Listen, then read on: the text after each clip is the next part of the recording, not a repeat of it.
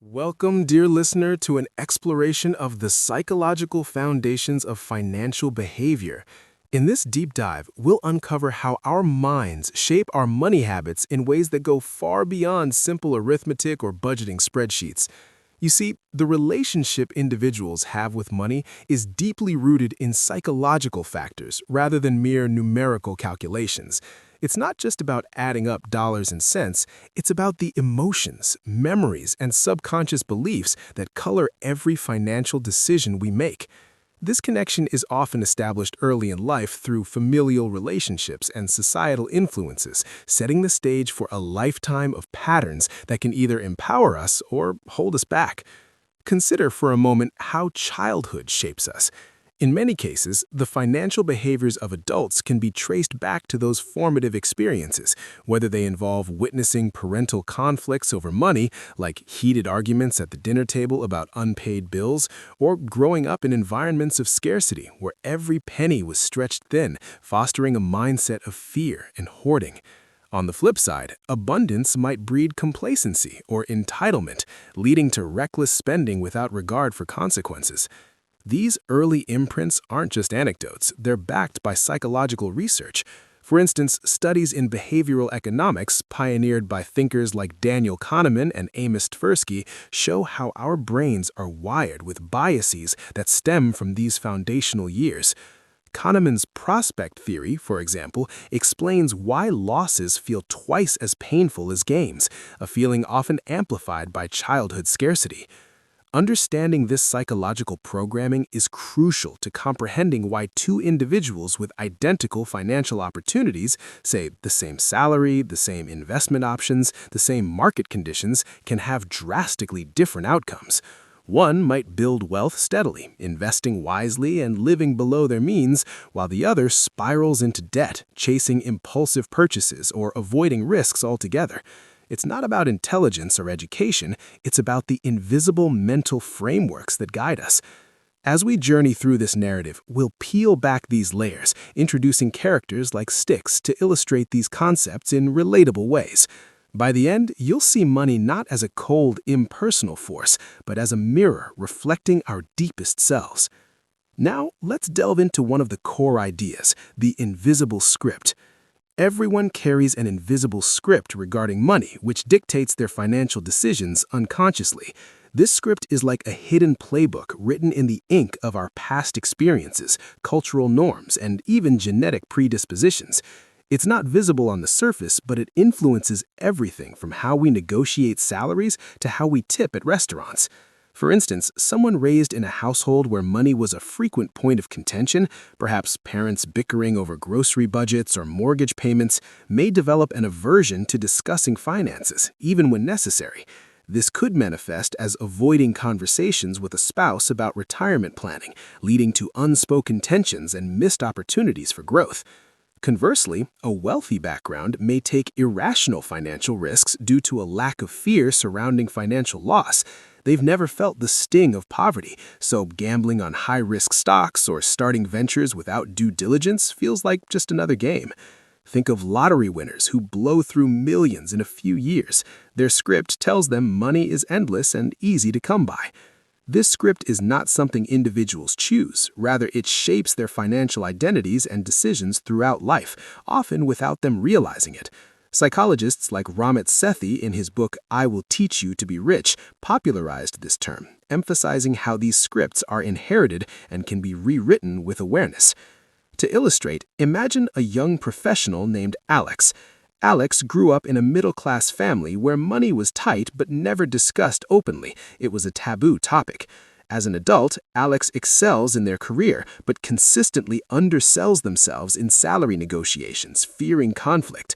Their invisible script whispers, "Don't rock the boat, money talks lead to arguments."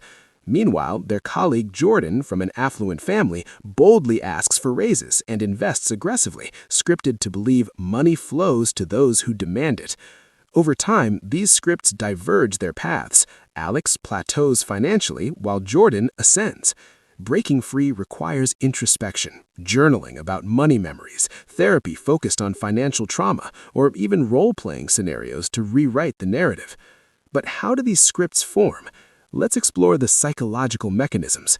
From a developmental psychology standpoint, children absorb attitudes through modeling. If parents treat money with anxiety, kids internalize that stress. Social learning theory, proposed by Albert Bandura, supports this. We learn behaviors by observing and imitating others. Societal influences add layers. Media portrays wealth as glamour or greed. Religions vary from prosperity gospels to vows of poverty. Even evolutionary psychology chimes in. Our ancestors' survival depended on resource hoarding, so scarcity mindsets persist in modern abundance. Expanding further, consider cultural variations. In collectivist societies like Japan, scripts emphasize saving for family harmony, leading to high savings rates. In individualistic cultures like the US, scripts push for personal achievement, often through debt-fueled consumption. Gender roles play in too. Studies show women often scripted towards security, men towards risk-taking, influenced by upbringing. To combat this, mindfulness practices like meditation can reveal these scripts, allowing rewiring through affirmations or financial education programs. Shifting gears, we encounter the comparison trap. The concept of the hedonic treadmill illustrates how people often measure their success against their peers rather than against their past selves. Coined by psychologists Brickman and Campbell in the 1970s, the hedonic treadmill suggests that as we achieve more, our expectations rise, keeping happiness static. We adapt to improvements quickly, always eyeing the next benchmark, not our own progress, but others.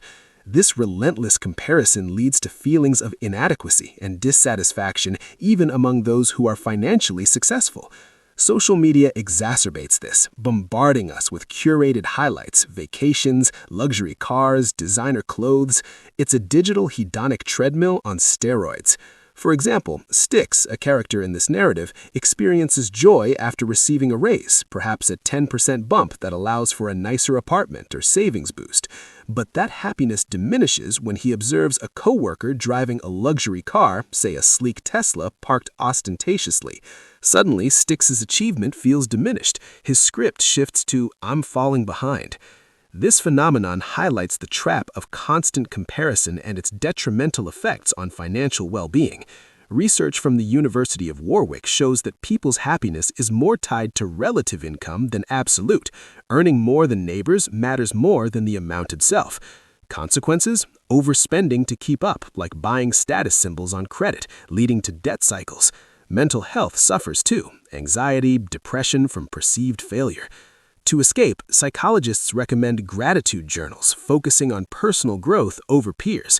Limit social media, practice enoughism, defining personal sufficiency. Styx could reflect, "My raise lets me travel more, something I couldn't last year." Reframing combats the treadmill. Let's add depth with real-world examples. Celebrities like Johnny Depp, who earned millions but filed for bankruptcy due to comparing lifestyles with ultra-wealthy peers, buying yachts and islands impulsively. Or everyday folks. A study by the American Psychological Association found 72% of Americans stress over money, much from comparisons. In workplaces, this fuels keeping up with the Joneses. Colleagues' promotions spark envy-driven job hops, disrupting stability. Strategies abound. Cognitive behavioral therapy, CBT, challenges distorted thoughts like "I must have what they have." Mindfulness apps like Headspace offer money-specific meditations. Economists like Richard Easterlin's paradox shows national wealth increases don't boost happiness if inequality rises. Comparison's culprit. Now, on to emotional influences on spending. Emotional factors heavily influence spending habits, often overriding logic. Many individuals believe they are making rational financial decisions, but they are often swayed by psychological triggers rooted in emotion.